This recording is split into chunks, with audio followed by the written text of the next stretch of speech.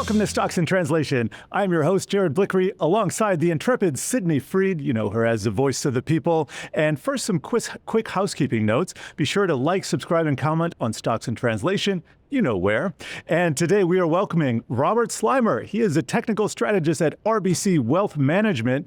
I met Rob at a CMT meeting a few weeks ago, and that's Chartered Market Technicians, their association. So it's no surprise that we're going to be digging into market technicals today.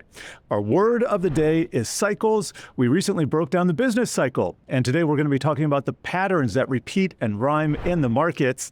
And this episode is brought to you by the number 5%. That's the magic level for the 10-year yield that is both made and broken prior bull markets, while Uncle Sam's cost of money for the next decade is key to investing in 2025.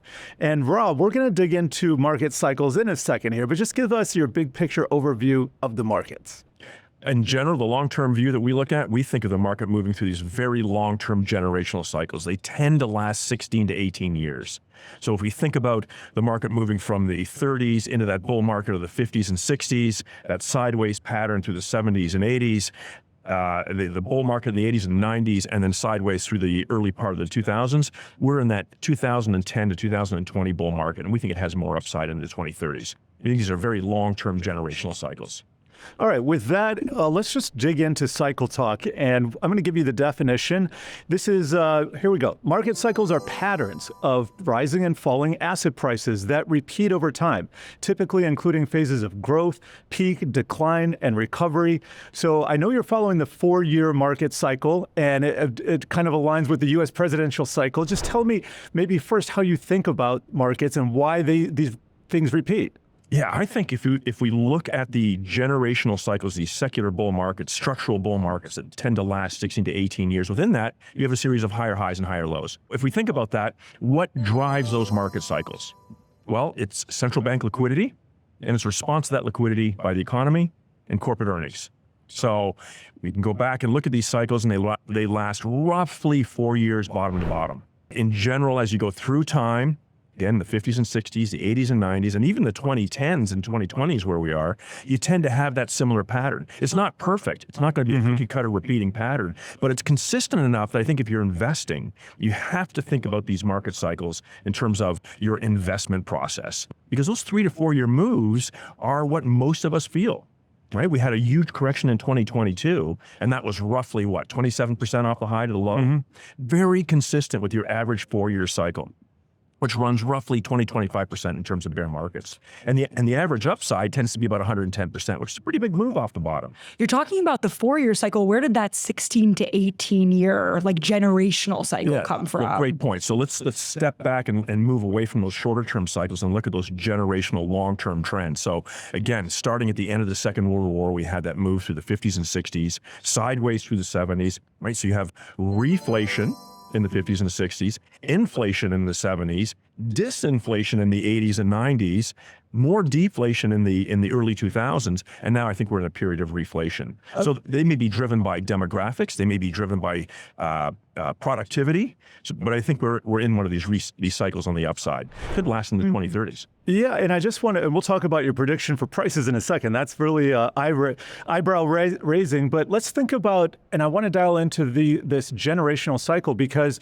for the average person, you're not going to remember, like, especially if you're a younger investor, you will have no basis to remember what's on the horizon because it hasn't happened for so long.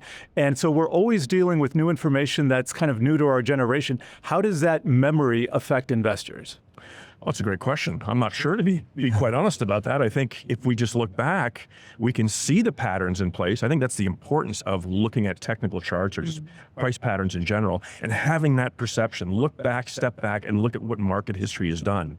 And from that standpoint, again, I think we're still in an uptrend. Hasn't been a lot of evidence of a breakdown, despite all the concerns about a recession coming.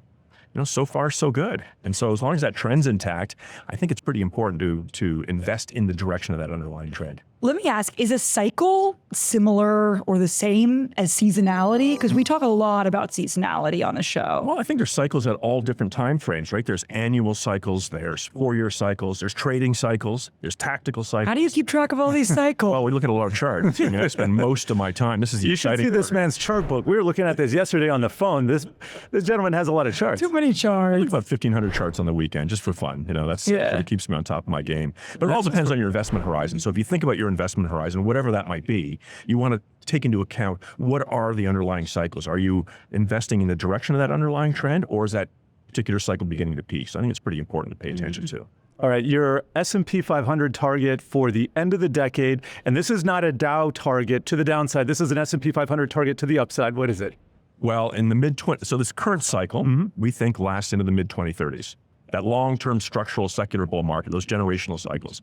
And so, one of the things they tell you when you're a strategist, never put a date and a target on the same page. So we're going to do both just to shoot ourselves in the foot. But if we really think about how this could potentially play out, the target for the S&P is 14,000. Now, I put that out in 2000. 6,000 now, by the way. Yeah. That's right. So I put that out in 2015 and was ridiculed in the press because the compound annual growth rate, the annual change that should have to happen to get you to that number was something like 14%. Now, And guess what? it's right 7 to 9%, more or less in line with the average trend for the market over an annual time frame. So it's not out of line at this point. It sounds like a big number, but It sounds massive. So where is the downside? Like, we do hear from some guests, like it's been good for year 3 of the bull market. It's been good for so long. How does like a downturn factor into this 14,000 target? Well, again, let's think about that structural uptrend. It's going to take place over a period of time where you have some rallies and some pullbacks. We're 2 years into a bull market, right? The fourth quarter low in 2022 marked the bottom of the bull market or the bear market for equities. And now we're 2 years into it. So there is risk that the cycle starts to peak as we move into the second half of 2025 or even into 2026. And that's going to be year 2 of the election cycle. And often you have a mid-year cycle correction in the second year of an election. That would be 2026. I would add, I think the third year of a bull market is a little bit weaker historically than the first 2, but it's still supposed to be a bull market. Rob, I wanted to focus on some of the longer term outlook here, because the CMT meeting that you and I were at that I was referencing, I was a bit surprised at how bullish by consensus everybody was into the end of the decade. There's short term, what happens?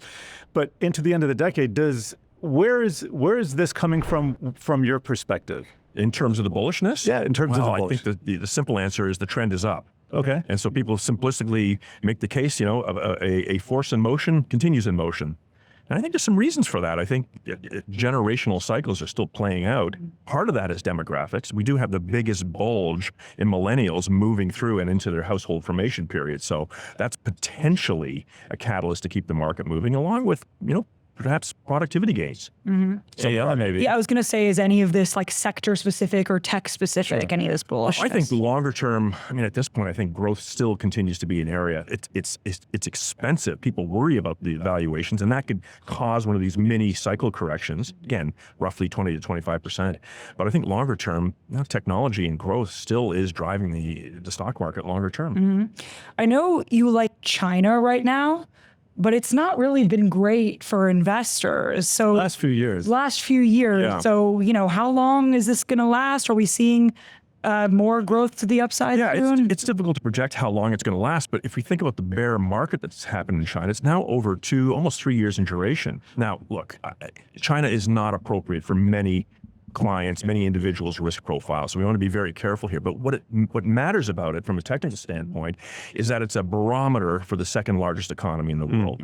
So again, we're not here promoting China as a place for people to invest, but what we are starting to see is signs that market is beginning to bottom. And I think that's a pretty healthy sign for the broader economy, for that economy, for the global economy. You know what's also seemed to kind of take off very recently, maybe since the election, is unprofitable tech. So if I look at the ARC innovation components, and it's led by Tesla. Tesla is obviously a Trump play, but there are also a lot of stocks that have just been down and out for years that are finally starting to show life. Square is on your radar. I was writing about that a few weeks ago with one of our other guests. What does that look like to you? Well, think about it. We had this surge in technology stocks off the 2020 low, off the pandemic low, Huge, yeah. and everything went up, right? As Peloton. as we like to say, right? Even turkeys fly in a hurricane. So pretty much everything rose in that bull market, and then reality set in. Interest rates went higher, and these stocks cracked, and they went into pretty ugly bear market. Some down 80, 90%. They went sideways for 2 years. And you're starting to see these stocks break out of these trading ranges. So from a technical standpoint, you're going from a bearish trend to a flat trend to a bullish trend. Now, let's be candid here. Some of those stocks are up 100, 150%, maybe more, depending on From those very depressed lows. Yes. They can look impressive. they're huge gains. And I would argue that many of those names have run a little bit hot in the near term and are starting to correct here. Yeah, I mean, if a stock is down 50%, I think what a lot of people don't think about, it has to double in price to get you back there. You need a 100% return if you lose half. If you lose 90%, which a lot of these stocks did, you need a 900% return. Yes. And they can trade in these huge trading ranges of between 100 and 200%. Day traders for love years. But they've run pretty hot. I mean, I'd be careful putting new capital right here, right now. We've seen a lot of speculative names really run into the end of the year. For your average investor who doesn't know so much about technicals, what's the best advice you could give them when they're trying to navigate their own portfolio? Asking for a friend, Sid? Yeah, we don't need to lie. I'm asking for myself. There's no friend.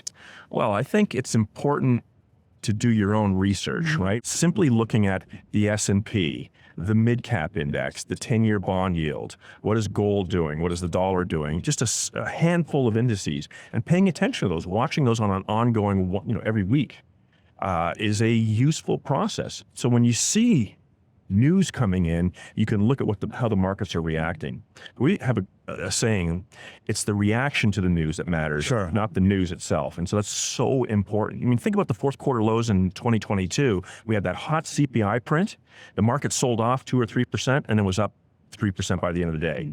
And that was such an important signal. We still had inflation, but the market was saying that's probably the high point for inflation. That kind of contrarian thinking is so important. We do need to hold that thought because we're going to take a short break. But coming up, we are going to be talking sovereign bond yields and the magic number for rates that seems to make or break bull markets.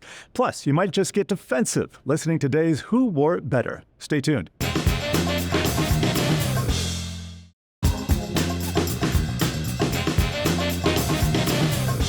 This episode is brought to you by the number 5%. Rob, you've been kind enough to share with us, data on the 10-year treasury yield going back a full century, even farther. For whatever reason, when the rates are on Uncle Sam's debt, they get to 5%, big things tend to happen. And you've talked about some of these long-term secular cycles up to 18 years in the market. How do yields play into that? Well, everything is driven off of interest rate, the cost of money, right? For every company, for every individual, how much you pay for your capital is what drives your investment decisions. We don't have a huge sample set, right? If we go back to the early 1920s, and there's other data sets that go farther, but if we look at interest rates, they go through these very long structural trends, last 30, 35 years. When rates started to move up above 5% in the late 60s and early 70s, that basically was the end of the bull market, the equity bull market, that ran through the 40s and the 50s and the 60s. Mm-hmm. And equities went sideways, right? We were in an inflationary period. Rates were above 5%, and the market moved nowhere. Very volatile, huge trading ranges, but it really didn't make any headway for a decade. So we have a sample set of 1, so we have to take that with a grain of salt. But that rebound that we saw in the fourth quarter of 2023 on the 10-year bond yield got to 5%, and that's exactly where it stopped. Mm-hmm. And that's where breadth in the equity market, small caps, mid caps, cyclicals really took off through the was that the everything rally that we got last? That was the everything rally, almost exactly at this time last year. Makes sense. Right? And that sort of petered out by the time we got to the middle of the first quarter. Sure. Reevaluated their enthusiasm. But I think 5% is a very important number. If we look at where the 10-year is now, put a peak in at 5% in the fourth quarter 2023, another peak at 4.7 in April of this year, and another peak at 4.5 just last month. So we have this downtrend in place. We think the cycle has peaked on rates, but should rates start to back up, if inflation happens to come back, if rates start to back up between 4.7 and 5%, I think it's going to be very difficult for equities to make any headway. And in fact, I think it's a risk to the equity bull market that started in the fourth quarter of 2022 that it could abort. if rates move through 5%. So I think it's a critical number. So if 5% is too high, what is too low? Great question. So let's think of this as rates being in a band now. They've kind of normalized is the term I think a lot of people want to say after these really low rates that we had in 2019 and 2020. So 4.7 to 5% on the upside. Think of that as 3.25 to about 350 on the downside. I think of above 4.7 to 5%, too hot. You probably have inflation. Below 3.25 to 350, that's probably the economy slowing down too much, and we probably have a recession. So very, very key technical levels. What about the dollar? Because that kind of plays in with rates. Is that something you look at? People talk about the dollar wrecking ball, and that's a key phrase that we've broken down here. I think rates and the dollar are hand in hand, right? They're either side of the same coin. If rates are going up, it's probably making your currency more attractive on a relative basis for investors globally. And on the trade-weighted dollar, the DXY index, that 107, 108 is a really critical upside level. I think if the dollar starts moving up above that level, along with What rates, more time that level? that is 107 to 108 on the trade-weighted dollar, the DXY index. Sure. And so that's a pretty critical threshold, and it's bumping up against that level. I think it's stalling. I don't think it breaks through that level, but it's certainly one of those trigger levels that you want to be aware of for the dollar and for bonds. So this is pretty helpful because now we have two key markets, two key levels, and you can just kind of figure out and back into what should I be doing with stocks right now, at least what should be framing my longer term thinking here. I mean, is that kind of how you see things? It is. I think you want to stay fully invested as long as rates behave themselves and the dollar behaves themselves. I think if rates and the dollar start moving above those levels, it's a signal that something is out of whack or that something's starting to stress the equity market. So I'd be cautious at that point. That's the way I view equities. All right. We've talked about yields and we've talked about the dollar. Anything else in derivatives land? Like, do you have your eye on gold? Any crypto at all? Any signals that we might get from fringe risk markets? I think if we look at the bull market in gold, it traded sideways from 2011 through to 2024, just under that $2,000 level, and then took off. So it is still in a bull market. It's hit some technical levels. I don't want to go down the rabbit hole of what those levels are, but 2,800 was a very important technical resistance point, and call it 2,500 is a pretty important support level. So I think gold is just in the sideways consolidation. It ran really hot, needs to cool down a little bit. I think that's what's happening. When you look at crypto, again, it's beyond my sort of expertise, but if we think of that as a proxy for risk appetite, some of the crypto equities and cryptos themselves have run very, very hot here. And so I'd be very careful buying the equities at this point. They may consolidate, they may give you better entry points, but up at these levels, like some of those smaller cap and non-profitable tech companies, things have run really hot in the short term. I think investors need to be a little cautious putting new capital to work there. How does an investor think about gold? Is it purely like a hedge? What is it an indicator of? Yeah, it's a funny thing, right? Yeah. There's gold bugs out there. Sometimes it correlates with markets. When we get into periods where there's a lot of stress in the financial system, everything goes down. Inflation hedge, Armageddon hedge, kind of separate areas there. It doesn't always work either. So, and it depends what the Fed is doing because the Fed backdrop and interest rates are such a huge factor. Exactly, and inflation, right? It's always considered somewhat of an inflation hedge. I think of it as one of many asset classes that you probably want on your portfolio. You don't want a huge position. You don't want it to be your only position. But for the right risk profile for investors, I think you should have some gold or gold exposure. Certainly working. All right, hold that thought. Move over NVIDIA. On today's Who Wore It Better, we're going to be looking at consumer staples, healthcare, real estate investment trusts, and utilities. These are historically defensive sectors. And while they're in the red since the election, they're respecting some big technical levels and they're solidifying their long-term uptrends. And defense is great, but we got to pay the bills, right? And if 2025 is another year of outsized returns, you're going to see that in the growth year and more cyclical sectors. So there we have consumer discretionary, the flip side of retail, those items that we want but don't necessarily need. And then you have financials, which like the prospects of a light regulatory touch, and don't count out the growth names in tech either. So Rob, the question is, who is wearing the 2025 market environment better? Is it the high-flying cyclicals and growth names, or is it the steady, netty defensive that saved the day? Yeah, great question. I mean, let's start with what generally drives a bull market. Growth stocks and cyclicals, right? The economy's in decent shape. The growth stocks should do well. The cyclicals should equally do well. And I think people have invested in those stocks. We just look at the returns that we've seen since, say, the third quarter. Financials, industrials, some materials, lots of consumer discretionary have worked. And particularly after the election, those stocks all had a bit of a sugar high, right? They took off very strongly.